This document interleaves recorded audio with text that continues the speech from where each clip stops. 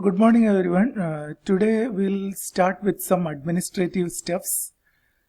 So I got a few emails regarding AUMS entry correction and so on. So before I respond to them, let me tell everybody how AUMS entries are made.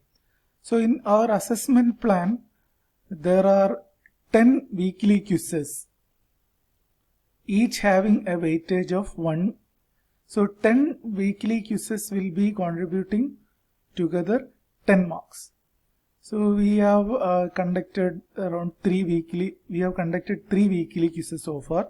Next one is scheduled on this Friday. And major quizzes are named as unit tests in AUMS because there is no component names as major quiz. So major quiz marks are written under unit test 1, 2, 3 and 4. Next comes the review. Review 1 is sprint 1 review 1 for 10 marks. Review 2 is sprint 1 review 2 for 10 marks.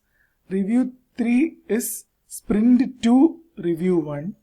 And Viva 1 is sprint 2 review 2. And Viva 2 is the last demonstration. Okay. So you may be wondering why we have kept Viva 1, Viva 2. It is very simple. AUMS has no component name for review 4 and review 5. So we have to use an existing AUMS component name to enter the marks. That is how it is. So I will summarize again. There will be 10 weekly quizzes named as online quiz 1, online quiz 2, all the way up to online quiz 10. And then 4 major quizzes are named as unit test 1, unit test 2, 3 and 4. And sprint reviews are labeled as review 1, review 2, review 3, Viva 1 and Viva 2. Now we have covered up to review 2, sprint 1, review 2. Up to this is over. Now we have 2 reviews and last demo where things will be physically verified and you have to show the output and make all the promises given in your sprint 1, review 1 and review 2. Okay, so that's about the assessment plan and you can verify your marks today. And today I will be doing a check on all these things. If you have any corrections on any entries made so far, please email me with the details. What is the issue, which quiz you have problem and what is the issue. I will look into it and respond. As few students have already asked me, I will be replying to them also today. So that's about the assessment entry going to be loaded in AUMS. Next thing, important thing is we have done 2 reviews so far. So as a record, we need to get your presentations. So today I will create a Google Drive link where you are supposed to upload the 2 slides set that you have created for sprint 1 review 1 and sprint 2 review 2. So this slide set has to be uploaded. Only then your marks will be entered into the AUMS. So you need not just upload the slides which you have used for presentation. That's all. Okay. So that's about the admin stuff and let us go to the topic of today's lecture. That is again something related to hardware, that is operating systems for IoT. Should we need OS for IoT or what type of controllers require OS? So IoT operating system. So to understand about that, we must have some idea about the systems involved in IoT. So the systems involved in IoT are cheap. They have wireless communication capability and they are internet ready. So this is actually a subset of all the 3 kind of devices, and if this is just a comparison on the along the hardware features. So desktops, you can see what is their range of memory available. Raspberry Pi is the one which is having more memory, and you have single board computers such as Node-RED, Arduino based on Atmega 2568, then any other, they all have very limited amount of RAM or flash memory to store and execute their programs. The IoT devices like this are made of simple microcontrollers. For example, Atmel AVR family. This is at the heart of any Arduino controller. Arduino single board computer is made by using Atmel AVR series microcontroller, 8-bit controllers, started from Atmega 328P, which is there in your Arduino, Uno and so on, and then you have 256 is there, which has got more RAM and IO ports. Another one is Texas Instruments MSP 430 series, which is used in TI boards such as Launchpad and so on. A lot of such boards based on ARM architecture is there, LPC2148 and so on. So they all run with very low clock speeds. Maximum I think it is around 80 megahertz and less than 100 KB RAM. So do such device require OS? That is a question. We know that OS is a resource manager software. So a manager is required only when you have enough resources to be managed. Otherwise you can manage without the manager itself. So that is a decision point where we say yes to an OS or no to an OS. So how do we take that decision? That is coming in the next slide. So if your IoT device is very simple, you can directly code on top of it without seeking the support of an OS. So that's what we were doing in Arduino. We will write a super loop program. That is, there will be a main program which is running till you switch off the Arduino or unplug the power cord. So this base loop is all activities either inside that, either it's an interrupt driven or a polling kind of situation. So if you have a switch, that switch can be interfaced in two ways.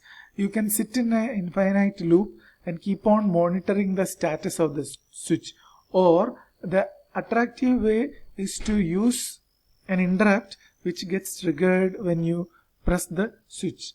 So that is also possible. So that's about the kind of hardware and the decision for using an OS or not to use an OS. Now that was the story so far. Now we are moving towards more software oriented stacks.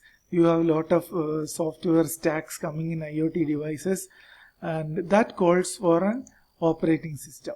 So having an OS makes programming more efficient and systematic. So these questions are to be answered before you say yes, I need an operating system, or no, I can program on the bare metal. So I am not attempting to explain or read whatever is there on the slide. You pause this video and look at the slide, read, understand and make notes. Now this is one kind of software OS, RTOS or real-time OS for IoT. So this is used on controllers which has got numerous resources and communication protocols supported.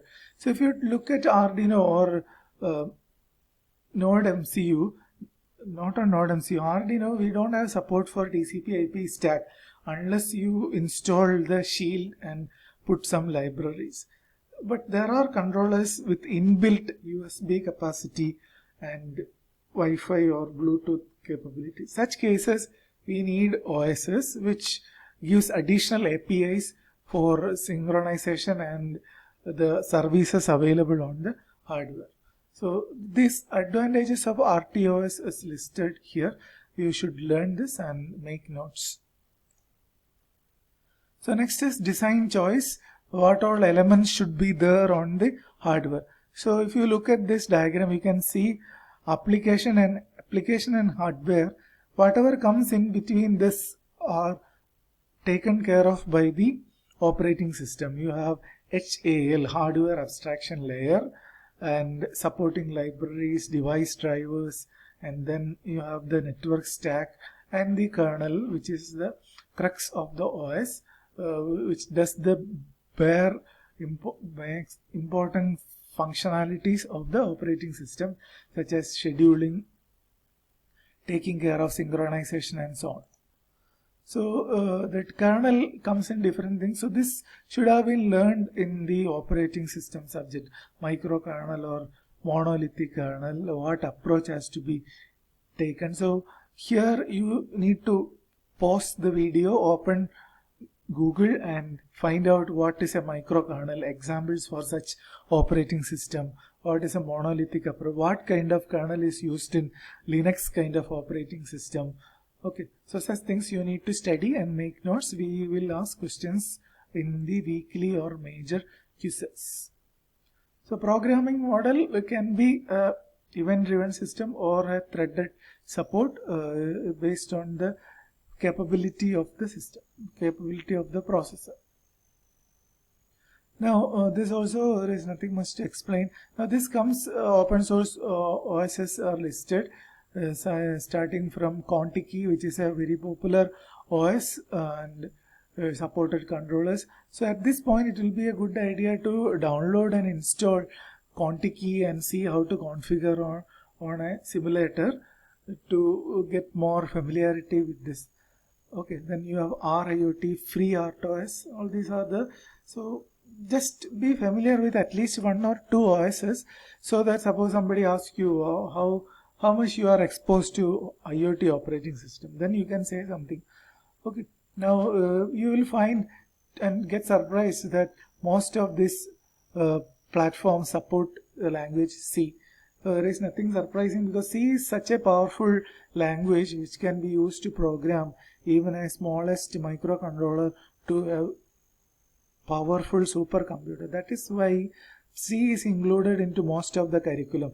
But there are people who believe that C is not required, and in some places it has been taken out of the syllabus. And wherever it has been taken out, students will have to pay the price for it in terms of their programming skill. Now, RTOS for IoT devices, so benefits of RTOS, OS for IoT, Brillo, Contiki. So these are all made by some major players in IoT. Some of them are very clear from their names. So after today's video is over, you should spend some time and do research on all these things. Okay, Brillo, essential things are given here: Brillo, Contiki, the chip supported, then RIoT, Huawei operating system, and so on. Apache and Ubuntu Core. So without Linux kernel and OS, you cannot find any system.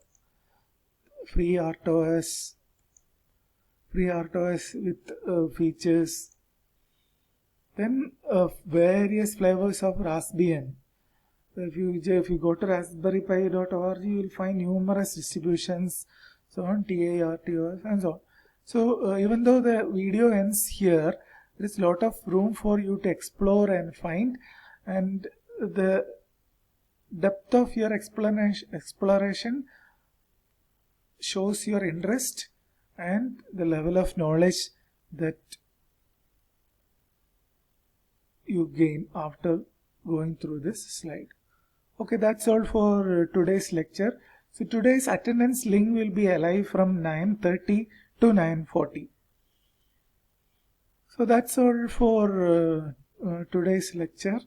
If you have any doubts or any clarification other than marks I am going to verify today once again, that you can email. Other than that, if you have anything, you can ask now and get it cleared, and hope your sensors have arrived and you have started touching them and programming them. Okay, thank you. That's all for today's class.